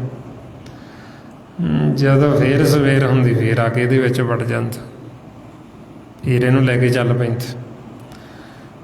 ਸਤਿਗੁਰੂ ਕਹਿੰਦੇ ਵੀ ਹੁਣ ਸਾਡੇ ਕੋਲ ਵੇਲਾ, ਹੁਣ ਸਾਡੇ ਕੋਲ ਮੌਕਾ ਹੈ, ਤੁਸੀਂ ਹੁਣ ਪਹਿਚਾਣ ਕਰੋ ਬਈ ਕਿੱਥੇ ਜਾਂਦੇ ਹੋ, ਕਿੱਥੋਂ ਆਉਂਦੇ ਹੋ, ਕਿਹੜੇ ਰਾਹ ਜਾਂਦੇ ਹੋ, ਕਿਹੜੇ ਵਾਪਸ ਆਉਂਦੇ। ਜੇ ਅਸੀਂ ਹੁਣ ਪਹਿਚਾਣ ਕਰ ਲਾਂਗੇ ਫਿਰ ਸਾਨੂੰ ਦੁੱਖ ਨਹੀਂ ਹੋਏਗਾ, ਫਿਰ ਸਾਡਾ ਅਸਲ ਪ੍ਰੇਮ ਹੈ। ਫਿਰ ਅਸੀਂ ਉਹਦੇ ਨਾਲ ਪਿਆਰ ਕਰਾਂਗੇ ਜਿਹੜਾ ਇਹਦੇ ਵਿੱਚ ਆਉਂਦਾ ਹੈ ਤੇ ਇਹਨੂੰ ਛੱਡ ਕੇ ਚਲਾ ਜਾਂਦਾ। ਫਿਰ ਸਾਨੂੰ ਇਹ ਭੇਦ ਖੁੱਲ੍ਹ ਜਾਂਦਾ ਵੀ ਇਹ ਤਾਂ ਖੇਲ ਹੈ, ਰੋਜ਼ ਆਉਂਦੇ ਹਾਂ ਅਸੀਂ, ਰੋਜ਼ ਜਾਂਦੇ ਹਾਂ, ਤੇ ਇੱਕ ਦਿਨ ਸਮਾਂ ਆਉਣਾ ਵੀ ਅਸੀਂ ਇਹਨੂੰ ਸਦਾ ਲਈ ਛੱਡ ਕੇ ਚਲੇ ਜਾਣਾ। ਜੇ ਅਸੀਂ ਉਹਦੀ ਪਹਿਚਾਣ ਕੀਤੀ ਹੋਏਗੀ ਤੇ ਸਾਨੂੰ ਦੁੱਖ ਨਹੀਂ ਹੋਏਗਾ, ਫਿਰ ਅਸੀਂ ਉਹਨੂੰ ਪਹਿਚਾਣ ਲਾਂਗੇ। ਕਿਉਂਕਿ ਇਹ ਜਦੋਂ ਸਰੀਰ ਖਤਮ ਵੀ ਹੋ ਜਾਂਦਾ, ਜਿਹੜਾ ਇਹਦੇ ਵਿੱਚ ਉਹ ਜਾਂਦਾ ਮਰਨ, ਉਹ ਕੋਈ ਖਤਮ ਹੋਣ ਵਾਲਾ ਨਹੀਂ, ਉਹ ਕੋਈ ਮਰਨ ਵਾਲੀ ਚੀਜ਼ ਨਹੀਂ। ਆਪਾਂ ਕਦੇ ਮਰਦੇ ਨਹੀਂ। ਤਾਂਹੀਓ ਆਪਾਂ ਜਿਉਂ ਸਤਿਯੁਗ ਤੋਂ ਚੱਲੇ ਹਾਂ, ਆਪਾਂ ਮਰੀ ਨਹੀਂ। ਗਾਂ ਦੀ ਗਾਂ ਅਸੀਂ ਤੁਰੇ ਆ ਰਹੇ ਹਾਂ ਅੱਗੇ ਦੀ ਅੱਗੇ। ਸਾਡਾ ਜਿਹੜਾ ਮਨ ਹੈ, ਜਾਂ ਤਾਂ ਇਹ ਕਾਇਆ ਪਲਟ ਜੰਤ, ਆਪਾਂ ਉਹੀ ਰਹਿੰਦੇ ਹਾਂ, ਕੱਪੜਾ ਇਹਨੂੰ ਹੋਰ ਦੇ ਦਿੰਦੇ, ਆਕਾਰ ਹੋਰ ਦੇ ਦਿੰਦੇ। ਜਾਂ ਫਿਰ ਅਸੀਂ ਹੁਣ ਮਾਲਕ 'ਚ ਲੀਨ ਹੋ ਸਕਦੇ, ਸਾਡੀ ਜੋਤ 'ਚ ਜੋਤ ਮਿਲ ਸਕਦੀ, ਅਸੀਂ ਸਦਾ ਲਈ ਅਮਰ ਹੋ ਸਕਦੇ। ਇਸ ਵਾਸਤੇ ਮਹਾਰਾਜ ਸਮਝਾਉਂਦੇ ਬਈ ਇਹ ਦੋ ਹੀ ਰਾਹ ਨੇ। ਜਾਂ ਤਾਂ ਹੁਣ ਅਸੀਂ ਮਾਲਕ ਦੇ ਵਿੱਚ ਸਮਾ ਜਾਈਏ, ਫਿਰ ਉਦੋਂ ਕਹਿੰਦੇ ਵੀ ਪੂਰੇ ਹੋ ਗਏ, ਜੋਤੀ ਜੋਤ ਰਲੀ ਸੰਪੂਰਨ ਥੀ ਆਰਾਮ। ਜਾਂ ਫਿਰ ਅਸੀਂ ਉਹੀ ਰਹਿੰਦੇ ਹਾਂ, ਸਾਨੂੰ ਕੱਪੜਾ ਉੱਤੇ ਹੋਰ ਚੜ੍ਹਾ ਦਿੰਦੇ। ਫਿਰ ਮਹਾਰਾਜ ਕਹਿੰਦੇ ਇਹਨੂੰ ਗੁਰਬਾਣੀ 'ਚ, ਜੋ ਤੂਹਾਂ ਜੋਗਤ ਸਹਿ ਸਹਿ ਕਾਇਆ ਫਿਰ ਪਲਟੀਏ। ਵੀ ਜੋਤ ਉਹੀ ਹੈ, ਕਾਇਆ ਪਲਟ ਗਈ, ਅੱਗੇ ਆਕਾਰ ਹੋਰ ਦੇ ਦਿੱਤਾ, ਕੱਪੜਾ ਹੋਰ ਚੜ੍ਹਾ ਦਿੱਤਾ, ਆਪਾਂ ਉਹੀ ਰਹਿੰਦੇ। ਜਿਹੜੇ ਗੁਰਮੁਖ ਫਿਰ ਜਾਗੇ, ਉਹਨਾਂ ਨੇ ਜਾ ਕੇ ਜਦੋਂ ਪਿਛੋਕੜ ਦੇਖਿਆ, ਫਿਰ ਉਹਨਾਂ ਨੇ ਦੇਖ ਕੇ ਆਪਾਂ ਨੂੰ ਦੱਸ ਦਿੱਤਾ ਵੀ ਅਸੀਂ ਕਿਹੜੇ ਕਿਹੜੇ ਆਕਾਰਾਂ ਦੇ ਵਿੱਚੋਂ, ਕਿਹੜੇ ਕਿਹੜੇ ਘਰਾਂ ਦੇ ਵਿੱਚੋਂ ਅਸੀਂ ਹੁੰਦੇ ਆ ਰਹੇ। ਜਿਹੜਾ ਹੁੰਦਾ ਆ ਰਿਹਾ ਆਪਾਂ ਉਹ ਹੈ ਮਨ। ਬਾਬਾ ਕਬੀਰ ਜੀ ਫਰਮਾਉਂਦੇ ਆ, ਸਥਾਵਰ ਜੰਗਮ ਕੀਟ ਪਤੰਗਾ ਅਨੇਕ ਜਨਮ ਕੀਏ ਬਹੁ ਰੰਗਾ, ਐਸੇ ਘਰ ਹਮ ਬਹੁਤ ਵਸਾਈ, ਜਬ ਹਮ ਰਾਮ ਗਰਭ ਹੋਏ ਆਏ। ਬਈ ਕਦੇ ਅਸੀਂ ਪਹਾੜ ਬਣ ਗਏ, ਕਦੇ ਅਸੀਂ ਪਾਣੀ ਦੇ ਜਾਨਵਰ ਬਣ ਗਏ, ਕਦੇ ਅਸੀਂ ਉਤਪਜ ਬਣ ਗਏ, ਕਦੇ ਅਸੀਂ ਆਕਾਸ਼ ਦੇ ਵਿੱਚ ਪੰਛੀ ਬਣ ਗਏ। ਇਹਨਾਂ ਆਕਾਰਾਂ ਦੇ ਵਿੱਚੋਂ, ਜੂਨਾਂ ਦੇ ਵਿੱਚੋਂ ਅਸੀਂ ਹੁੰਦੇ ਆ ਰਹੇ ਹਾਂ। ਜਿਹੜਾ ਹੁੰਦਾ ਆ ਰਿਹਾ ਆਪਾਂ ਉਹ ਹੈ ਮਨ। ਹੁਣ ਆਪਾਂ ਨੂੰ ਆਹ ਸਰੀਰ ਮਿਲ ਗਿਆ, ਆਪਾਂ ਇਹ ਸਰੀਰ ਨਹੀਂ ਹੈ। ਆਪਾਂ ਕੌਣ? ਆਪਾਂ ਮਨ। ਤੇ ਜਿਹੜਾ ਮਨ ਹੈ ਉਹ ਜੋਤ ਸਰੂਪ, ਪ੍ਰਕਾਸ਼ ਰੂਪ ਹੈ। ਤਾਈਓ ਮਨ ਨੂੰ ਕਹਿੰਦੇ, ਮਨ ਤੂੰ ਜੋਤ ਸਰੂਪ ਹੈ, ਆਪਣਾ ਮੂਲ ਪਛਾਣ। ਬਈ ਤੂੰ ਆਪਦੇ ਆਪ ਨੂੰ ਆ ਸਰੀਰ ਹੀ ਨਾ ਸਮਝੀ ਜਾ, ਤੂੰ ਜੋਤ ਸਰੂਪ, ਤੂੰ ਪ੍ਰਕਾਸ਼ ਰੂਪ। ਤੂੰ ਆਪਣੇ ਆਪੇ ਦੀ ਪਹਿਚਾਣ ਕਰ, ਤੂੰ ਆਪਦੇ ਮੂਲ ਦੀ ਪਹਿਚਾਣ ਕਰ। ਹੁਣ ਇਹ ਤਾਂ ਘਰ ਹੈ, ਇੱਦਾਂ ਦੇ ਘਰ ਤਾਂ ਆਪਾਂ ਨੂੰ ਬਹੁਤ ਮਿਲਦੇ ਰਹੇ, ਅੱਗੇ ਦੀ ਅੱਗੇ ਆਪਾਂ ਬਦਲਦੇ ਆ ਰਹੇ। ਜਿਵੇਂ ਮਹਾਰਾਜ ਦੱਸਦੇ, ਕਹਿੰਦੇ ਵੀ ਕਈ ਵਾਰ ਅਸੀਂ ਰੁੱਖ ਬਣਦੇ ਰਹੇ, ਕਈ ਵਾਰ ਅਸੀਂ ਪੰਛੀ ਬਣ ਕੇ ਆਕਾਸ਼ ਲੋਕ ਦੇ ਵਿੱਚ ਉੱਡਦੇ ਰਹੇ, ਕਈ ਵਾਰ ਆਪਾਂ ਸੱਪ ਬਣਦੇ ਰਹੇ, ਸੱਪਾਂ ਦੀਆਂ ਕੁਲਾਂ ਦੇ ਵਿੱਚ ਦੀ ਆਉਂਦੇ ਰਹੇ, ਅਸੀਂ ਪਸ਼ੂ ਬਣਦੇ ਰਹੇ। ਇਹਨਾਂ ਜੂਨਾਂ ਦੇ ਵਿੱਚੋਂ ਆਪਾਂ ਹੁੰਦੇ ਆ ਰਹੇ ਹਾਂ, ਆਕਾਰਾਂ ਦੇ ਵਿੱਚ, ਇਹ ਘਰਾਂ ਦੇ ਵਿੱਚ। ਸਤਿਗੁਰੂ ਫਰਮਾਉਂਦੇ, ਕੇਤੇ ਰੁੱਖ ਬਿਰਖ ਹਮ ਚੀਨੇ, ਕੇਤੇ ਜੰਤ ਪਾਏ, ਕੇਤੇ ਨਾਗ ਕੁਲੀ ਮੈਂ ਆਏ, ਕੇਤੇ ਪੰਖ ਉਡਾਈ। ਬਈ ਇਹ ਸਾਡਾ ਪਿਛੋਕੜ, ਅਸੀਂ ਇੱਥੋਂ ਦੀ ਆ ਰਹੇ ਹਾਂ, ਜੂਨਾਂ ਦੇ ਵਿੱਚ ਦੀ ਹੁੰਦੇ ਹੁੰਦੇ। ਬਈ ਕਈ ਜਨਮ ਅਸੀਂ ਕੀੜੇ ਮਕੌੜੇ ਬਣਦੇ ਰਹੇ, ਹਾਥੀ ਘੋੜੇ ਬਣਦੇ ਰਹੇ, ਪਾਣੀ ਦੇ ਮੱਛੀਆਂ ਬਣਦੇ ਰਹੇ, ਸੱਪ ਬਣਦੇ ਰਹੇ, ਪੰਛੀ ਬਣਦੇ ਰਹੇ, ਆਕਾਸ਼ ਲੋਕ ਚੁੱਟਦੇ ਰਹੇ। ਇਹ ਸਾਡਾ ਪਿਛੋਕੜ ਹੈ, ਘਰਾਂ ਦੇ ਵਿੱਚ ਦੀ ਅਸੀਂ ਹੁੰਦੇ ਆ ਰਹੇ। ਕਈ ਜਨਮ ਪਏ ਕੀਟ ਪਤੰਗਾ, ਕਈ ਜਨਮ ਗਾ ਜ਼ਮੀਨ ਕਰੰਗਾ, ਕਈ ਜਨਮ ਪੰਖੀ ਸਰਪ ਹੋਇਓ, ਕਈ ਜਨਮ ਹੈਬਰ ਬ੍ਰਿਖ ਜੋਇਓ। ਮਿਲ ਜਗਦੀਸ਼ ਮਿਲਣ ਕੀ ਵਰੀਆ, ਚਿਰੰਕਾਲ ਇਹੋ ਦੇ ਸੰਜਰੀ।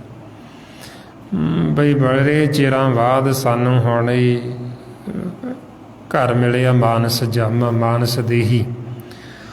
ਹੁਣ ਇਹਦੇ ਵਿੱਚ ਰਹਿੰਦੇ ਰਹਿੰਦੇ ਤੁਸੀਂ ਆਪਦੇ ਅਸਲ ਘਰ ਦੀ ਪਹਿਚਾਣ ਕਰ ਲਓ। ਸਤਿਗੁਰੂ ਕਹਿੰਦੇ ਤੁਸੀਂ ਆਪਣੇ ਆਪੇ ਦੀ ਪਹਿਚਾਣ ਕਰ ਲਓ, ਦੇਖਿਓ ਕਿਤੇ ਫਿਰ ਨਾ ਵਾਪਸ ਮੁੜ ਜੀ।